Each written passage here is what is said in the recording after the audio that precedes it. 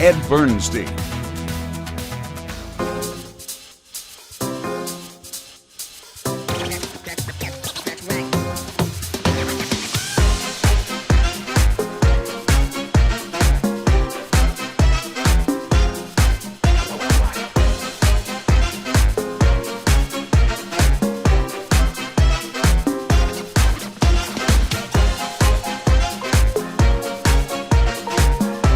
Well, here we are at the Milano Restaurant, brand new restaurant with Mr. Restaurateur, critic, consultant, man, bon vivant, what other term? John Curtas.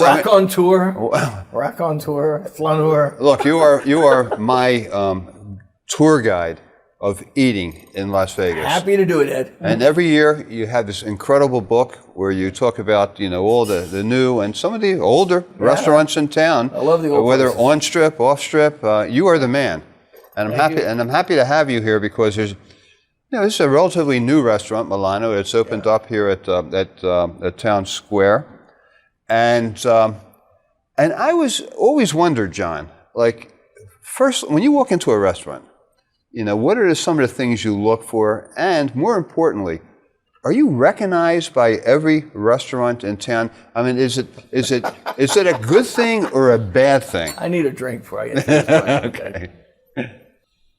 Well, is it a good thing or bad? Well, I am now. I mean, I've been doing it for 27 years. Again, 27 years. So, I mean, starting about, let's say, 12, 13 years ago, I realized I couldn't go anywhere without being. I even get recognized in Chinatown now. Chinatown before, so and it's a good thing for my ego, but I don't even pretend on my blog and my book. I don't even pretend that I'm that anonymous diner critic out there anymore because I really it's been a good decade and a half since I could get away with that. So and it's a nice thing. I think I love the people in restaurants, and so overall I think it's a nice thing. I like being recognized, but sometimes I have to tell people. I don't get the service that you might get or a friend of mine might get in the same restaurant.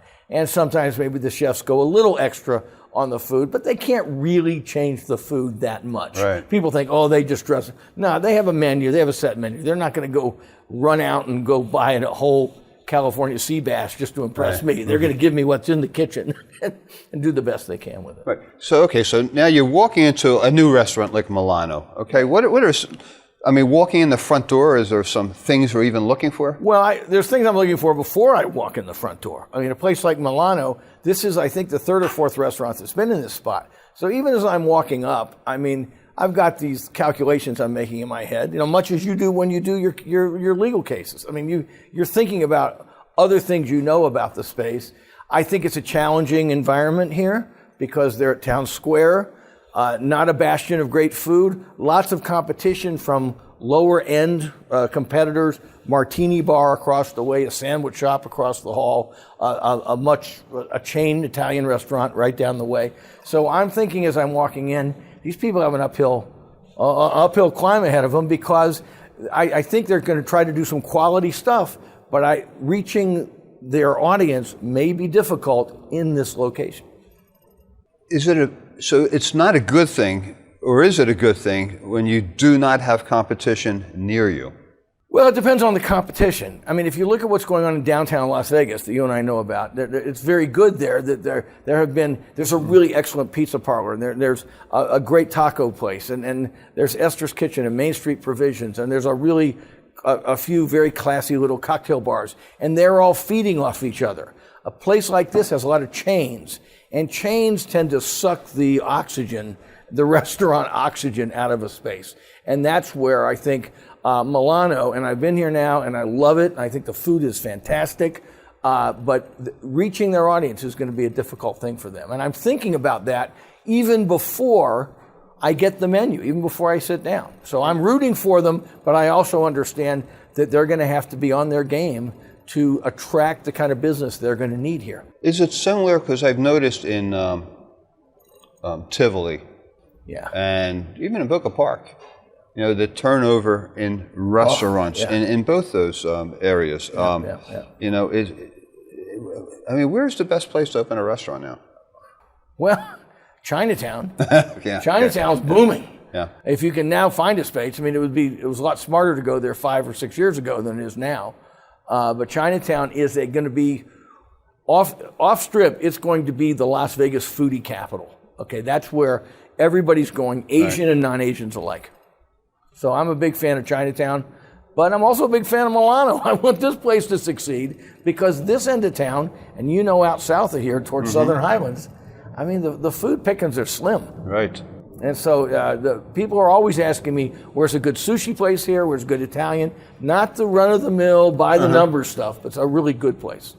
Right. Okay, so you're coming into Town Square. Yeah. You got these thoughts in your mind, you know, hey, you're looking around, not at this restaurant, but at the other restaurants. And it's competition. And there's some competition here. Right. So so now you walk in the front door, right?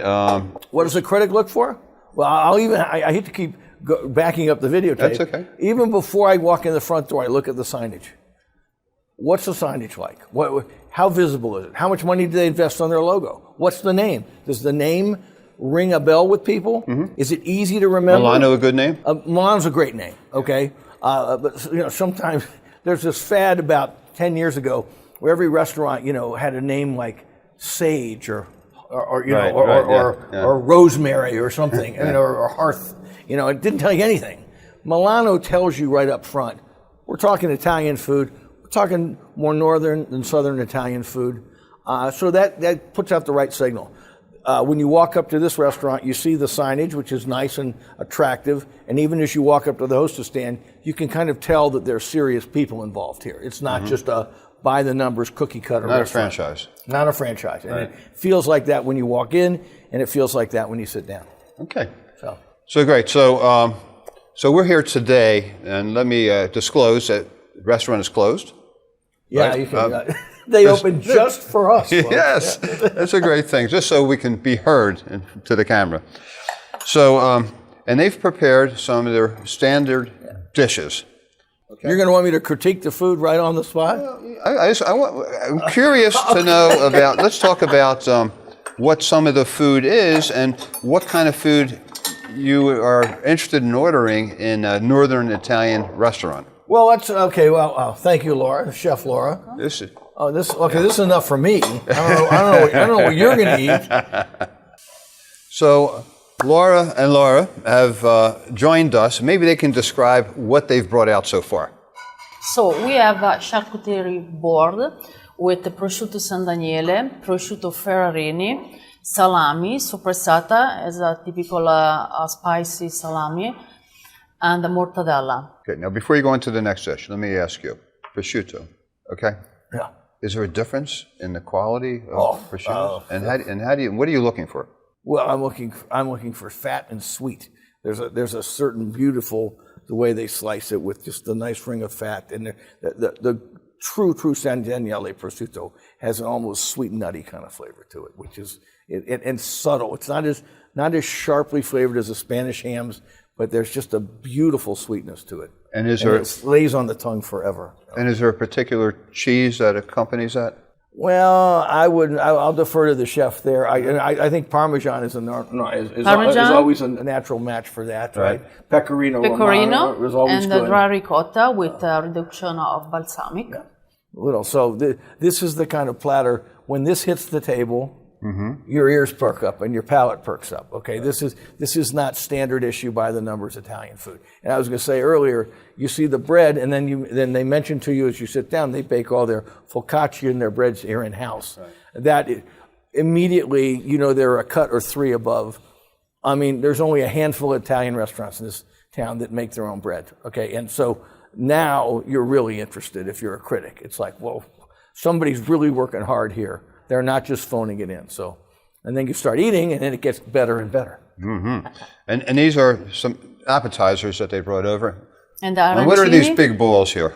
Arancini. The language. Big balls. Big balls. That's the difference between you and I, right? Yeah.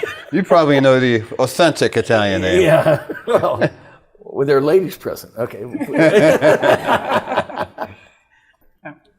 It's a rice bowl, arancini. Stuffed with meat, beef meat, and cheese. Sicilian originally, right? Sicilian, yeah. Yes. So you're kind of all over the map here a little bit with your menu. I mean, you go from north to south with Yes. the menu. Yes, right. Yeah, north and south. North to south. So. Okay, and then the appetizer with all the different fish. So this is a classic insalata di mare. It's a fish salad, renowned in Italy. The beauty of it is that you don't use any kind of salsas or mustards, oil, and lemon. That's it. Is Simple is better. simple is healthy. better. Healthy. Let the seafood flavors come through.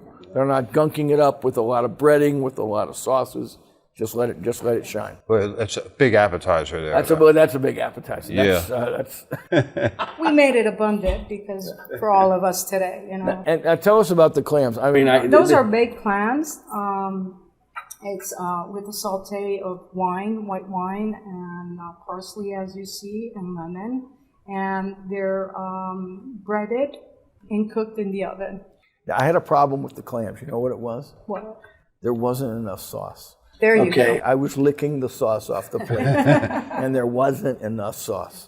That was the only problem I had with those clams. Okay. Is it okay to dip your bread in the sauce? I'm sorry, you're talking to a Greek here, of course. Well, that's what bread is for.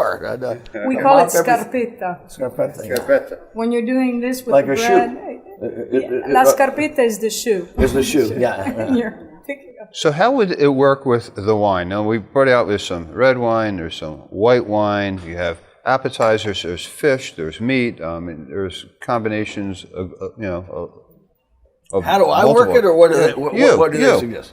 Well, I mean, I'm a classicist. I go from sparkling to white to red just like all the time. I like white wines, high acid white wines with salumi and charcuterie because of the fattiness of the meat, and I think the acidity of good white wines like this Pecorino kind of cuts through that. Some people disagree with me. There are real serious winos would want like a fruity Montepulciano d'Abruzzo, like what we have here. So, but that's different. But I tend to think two wines always for an Italian meal, a red and a white, because right here you'll see this. With the seafood, you have to have white. This kind of have the crisp, mineral, saline white wines go with that. And with the richer dishes, you want a richer wine, you go into reds. Okay, so I know you two have to go and prepare the next course. So getting back to the wine issue. All right. I mean, you like the sparkling white, then The kind of sparkling wine sort of excite the palate. Right. Okay, they get your salivary juices flowing. That's why I like them at the beginning of a meal. Now, go ahead. I'm sorry, I interrupted. No, I was just going to ask, but I mean, what about the old, red and meat and wine and white and fish? I mean, Well, there's a reason for all that. I mean, great white wines that mirror a lot of the saline qualities you get in seafood. So you get a minerality and a certain crispness, and sometimes even the saltiness you get out of white wines, and the acidity in there also marries really well with shellfish and fish, fresh shrimp, calamari, as you see. The heavier breaded clams over there, you could do a light red or a white wine with it. As I said earlier, you could do any kind of wine with charcuterie salumi because it's you have such a mixture of like spicy sausages there. You have salty ham, you have sweet ham, you have sharp cheeses, you have mellow cheeses. So you can swing either way. I mean, a good charcuterie board, it's hard to pick a bad wine with it, really, unless you want to drink something cheap. And I know that you're a fan of large shrimp. Yeah, Right. it is not an oxymoron. Right. Yes. I love it when most of the shrimp you get that all these restaurants get is frozen. It's very Frozen, right? Yeah, it's all frozen because Unless you're at the coast. Unless you're at the coast, but what you look for is how do they clean it well? Do they not overcook it? Do they retain some of that nice shrimp sweet quality? And that's what you look for. What's the difference between a shrimp and a prawn? Well, a prawn's a whole different thing. Prawns are actually related, I think, in some weird way to like lobster and everything. Mm-hmm. And they have longer tentacles and everything. And they tend to be larger. Taste? And they tend to be in colder waters as well. Prawns can have a gamey taste. Some saltwater prawns almost have like almost like a meaty flavor to them, like an umami kind of meaty flavor. Shrimp, if they're done right, tend to be, very shrimpy, very, I keep using the word sweet, but it has that sweet shellfish kind of quality that like lobster has and clams have and crab meat has. But prawns can almost taste like you're eating a piece of pork sometimes. Okay. Well, let's dig into that fish plate. Okay, look, that fish was delicious. Yeah. All those appetizers were good, but we still have the main courses coming. Okay. Yeah. I'm no piker. I can hang in there. I'm a highly skilled professional. Let me ask you, John and Laura, about this presentation. What is it that we're eating? And then, John, you can comment on the presentation. Okay, this is a cavatelli fresh pasta with a mixed seafood, and we cook in the wood oven, and with a pizza crust on top. And if you are ready for a cut. And before she cuts, let me just say one thing. When you show up to an Italian restaurant, I don't care where you are, New York City, Los Angeles, San Francisco, Las Vegas, the Strip, you name it, anywhere out of Italy, and they pull up with this, you know you're in the major leagues. Okay, I mean this is nothing. This is typical. We're talking another level of cooking here, because I mean this is to take the time to do this, to bake the seafood in this, and I mean it pays off because the chef will tell you how it steams it all together, right, and infuses the pasta and the seafood with each other, and that's the beauty of it. Hey, chef, good job here. Yeah. Okay, so you're going to cut it open. You don't get this at Olive Garden, Ed. Okay, I No, guarantee please. you. That's why I've never eaten it. I mean, look at this. I mean, Wow. look at that. And look how well you do that. Yeah. Now you see, I mean, it's the fresh cavatelli, I and can smell all it. of this is going to be infused with the flavors of each other, and the pizza crust holds it in, and the excuse me. I mean, this And is we just, cook in this special pot. The name is terracotta, and they keep warm the food. Now, where's the inspiration for that? Where does this dish come from? Oh, from my mom. She's a master, and she's great, much better than me. But I try my best. And she cook this for me and my sisters every Sunday, of course, in the regular oven. Yeah. And now we have a great wood oven, and this is great. I forgot to mention the wood-burning pizza oven that you see when you walk in. Another indicia of super quality in a place. Does this take a long time to bake? Sorry? Does this take a long time to cook, the crust? No, the crust 2 minutes, 2-3 minutes. that's all? Because it's an 800-degree oven, right? Yeah. Very. Yeah. And what region of Italy are you from, Laura? The original is Naples. Yeah, Yeah. Neapolitan. This speaks of Naples to me. Yeah. How important is it that you have the authentic accent when you come to an Italian restaurant? Instead of two jamokes that sound like you and me. We are smart people in North Italy, and we copy. Yes. It's But from I'm just Naples. telling you, you got I'll get the rest later. But this pizza dough, Right. So how would you eat this? it's where you are. I mean, you take a knife and fork and you cut and eat the dough at the same time as the pot, or no? I would eat a bunch Together. of stuff off the top and let it all soak in, and then do if I may, I'd keep letting all this stuff kind of soak in there, and then cut the pieces Love it. of bread. And you make yourself. You got a seafood pizza, kind of an upside down seafood pizza. Similar. It doesn't get any better than that. Delicious. Okay. You have room for some more food?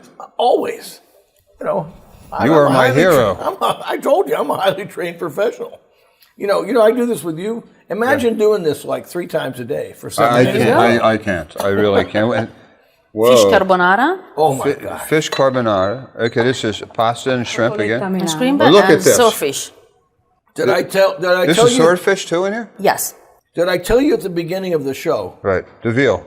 how difficult this dish is to make correctly? And when this is like, I'm going to use my term, not yours, flattened, right? I mean, They pound it flat. They pound the veal. which is not easy all by itself. Right. It's to get it just right. It's Yes. very hard to get it just right all around. and then they keep the bone in. They keep the bone in, and then they bread. I think they dip it, right? You coat it in a little flour, and you dip it, and then it's breaded. And then they have to fry it. But frying it to get this beautiful, consistent golden brown quality throughout, and cooking it to where the crust is crispy, but it's not overcooked in the middle. This is an art. This And is the not inside, something. it's tender, obviously. It's obviously going to be tender and juicy to get it just right. This is a skill that you just can't translate to just any cook. You have to be a really, really dedicated Italian chef to do this right. All right. Wow. Yeah. Wow. Well, let's dig in, John. Buon appetito. Okay. Thank you. Good night. Thank you. These entrees look so good, and I know that you like to take photographs of entrees. And do restaurants like that as well? I mean, has that upped the game of restaurants, knowing that the customers are on social media sending photographs around? I'll tell you a secret. Around 2005, which wasn't that long ago, 2005, 2006, restaurants in New York and California and Chicago were banning people from taking pictures. Now, and I've been taking pictures of food since about 1994, okay? But it was a big thing. You can't take pictures of our food. It didn't take long after about 2010, Facebook and Instagram came along, and now they realize it's their number one source of advertising. And they get free advertising. When I take a picture, you do, your wife, everybody else does. So restaurants have embraced it, but it was interesting how for a few years at the early stages of the internet, they were pushing back against it, but now they all love it. So when you're going to a new restaurant where you've never been before, will you go onto a Yelp or somewhere like that and look at photographs? No. No. First of all, Yelp's worthless because for every person on Yelp who knows what they're talking about, there's 50 who are just idiots. Right. So when I go to a new restaurant, I found out about Milano through you, okay, and so I have word of mouth. I have stringers all over town say, "Oh, John, you got to check this place out." But I like to go in fresh and it's good to have a recommendation or somebody who knows somebody who says this chef knows what he's doing or this lady really knows how to bake or whatever, and I'll follow those recs. And so, but I don't really do that kind of research because at this point I trust my own palate, my own eyes better than anything. Right, so you would expect this veal to be very tender on the inside, very juicy, and tender, and thin and crispy, and it is all of the above. I can tell you that. Okay, let's give it a try. So I can tell just by cutting into this. I've taken a bite already. It's juicy. It's crispy on both sides. I mean, a piece of meat that's a half-inch thick like this, or maybe even less, you can overcook this so easily. The breading kind of insulates it from that, but you can overcook it in a matter of a minute. So you have to do it just right, and they did it just right. And the garnish on top with the Parmigiano, appetizing, and the salad, exactly the way they do it in Milan. When you order this dish in Milan, which is like on every other restaurant in Milan, Italy. So this place, Milano is the real deal. I just don't. It's dessert. They're bringing drink. Okay, let's talk about limoncello. Limoncello. This is our homemade an Italian. limoncello. You make this at home? Yes. Wow. Yes. And desserts. Yes. Oh, we get. And there's a secret recipe in which one night I was confidential with you and I told you, right, John? Oh, yes, you did. Yes, you're my first I'm glad you visitor. forgot it. Now, these are Italian staples, some of them, right? Yeah. Well, the cannoli. We go through what they are? Cannoli. The cannoli, la torta della nonna, grandmother. grandma's pie, and I don't. What is this, This gold? is a special chocolate pie with a little bit, is spicy a little bit because we use cayenne. It looks like 18 karat gold on top. And decoration is gold dust because I'm shine. My cake too. Ed Bernstein eats everything he eats dusted in gold. And there you go. And the cheesecake. And the tiramisu, another version of tiramisu is pistachio tiramisu. It's unbelievable. And this is. Do you realize? The fact that they're making all this food like in a little room, in a small little local restaurant. Yeah. Here in Town Square, next to Martini Bar, okay, and Capriati's. I know. It blows me away. How excellent this look, was. I must once again talk about your book Well, thank you. Eating Las Vegas, which every year has a brand new edition. The 52 essential restaurants, which this place would be in the next edition. In the next edition. Wow, thank you. And your website is what? We have EatingLV.com. We have it on the screen. EatingLV. EatingLV.com. And then Instagram, Twitter, and all that. And follow our me. chef, magnificent chef, Laura. Laura, how easy is that? I don't know, but it's not really Laura. She's my short version. I'm the shorter version of the taller version. On the second floor of Town Square. Town Square. This is right across from, what is the name of that? That Blue Martini? Yeah. Blue Martini. Yeah, the food is much Which different. it's a great place to watch a football game, but that's about it. So okay? eat here first. Eat here, Go there, over and there, go watch football. Although the you can watch football game. the football game here too. Yeah, for sure. Yeah, they have a nice bar. I mean, this place. I'm telling you, Ed, I wouldn't. You asked me to do this, and I wouldn't do this for just any restaurant. But I was so blown away, and my wife, who's quite the gourmet on her own. I mean, she's been trying to get back here with me now for like a month and a half. She keeps saying, "Why don't we go back to Milano?" But we kind of live downtown. We're not close, so this is a place worth going out of your way for. Let's have limoncello. Let's have a toast to the chefs. A toast to Laura and Laura. Thank you. Thank you. Enjoy. Chin chin. Thanks. Chin, Chin. Salute. Salute. Okay, this has been a great lunch. Oh, yeah. It's really wonderful to see you. For six for two. Hey, it's always great to have lunch with you because I learned so much. Well, I enjoy much. it. My paisan Ed Bernstein. Yeah. This is great. I love Milano. I wish them all the success and salute and happy holidays to everybody.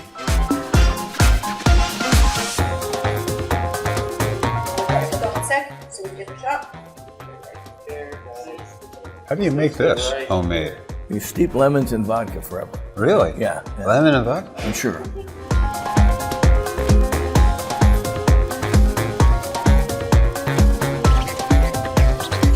I don't know where to begin. I could eat the whole thing. Oh, you cannot eat that whole thing. No, let me tell you one thing, Jeff. If we were doing a normal meal with me, I would be taking pictures. Since we're doing your show, I'm not taking pictures out of respect for your show.